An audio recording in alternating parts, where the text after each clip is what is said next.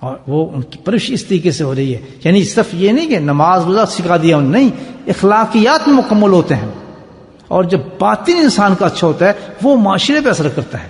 جب وہ دیکھتا ہے کوئی غیر مسلم کے پاس گیا تو بڑے اچھے کریکٹر کا آدمی ہے، تو کوئی جھوٹ نہیں بولتے، یہ تو ماشاءاللہ بہت اچھے آدمی ہے، کسی پہ ظلم نہیں کرتے، یہ تو کسی کو گالی نہیں نکالتے، یہ تو کسی پہ ہاتھ نہیں اٹھاتے، ان کو کوئی برا بھی کہہ دیتا ہے تو یہ خاموش ہو جاتے ہیں، کسی سے بدلہ نہیں لیتے، ناانصافی نہیں کرتے.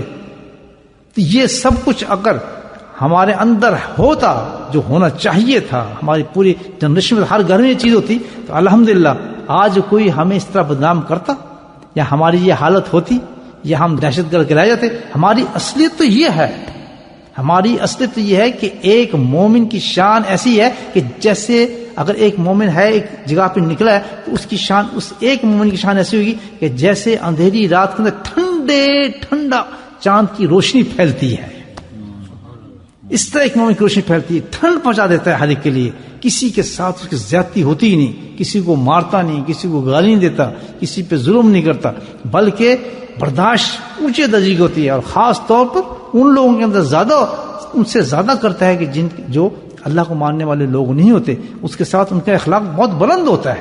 تلوار لے کر کھڑا نہیں ہو جاتا، بم نہیں مارتا یا ان کو قتل نہیں کرتا یا ان پر ظلم نہیں کرتا، بلکہ ان کی سختیوں کو بھی برداشت کرتا ہے تاکہ وہ ان کو ہمارے اخلاق کا پتہ چلے.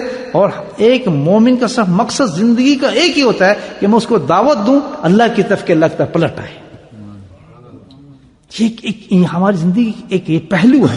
اور سب سے بہترین طریقہ اللہ کی طرف لانے کا جو ہم سے پوچھا جائے گا ایک ہی ہے کہ ہمارے اخلاق کتنے اچھے ہوں، ہماری زبان اتنی اچھی ہو، ہمارا لین دین اتنا اچھا ہو کہ ہر نہ ماننے والا شخص کیا اٹھے کہ اسلام ایک بڑا اچھا مذہب ہے، ان کے جو پیغمبر ہے وہ بالکل حق ہے، ان کا قرآن بالکل حق ہے. یہ ہے ہماری ٹیچنگ، یہ ہے ہمارا اسلام. تو یہ کہاں سے، کس چیز سے ملتا ہے؟ صحبت سے ملتا ہے. بات سمجھا رہی؟ یہ کیا ہے؟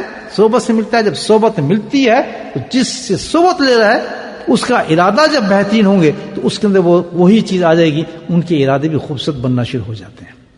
تو جب انسان بڑا ہوتا ہے تو اس کے بعد کیا ہے؟ صحبت شیخ جس کو کہتے ہیں.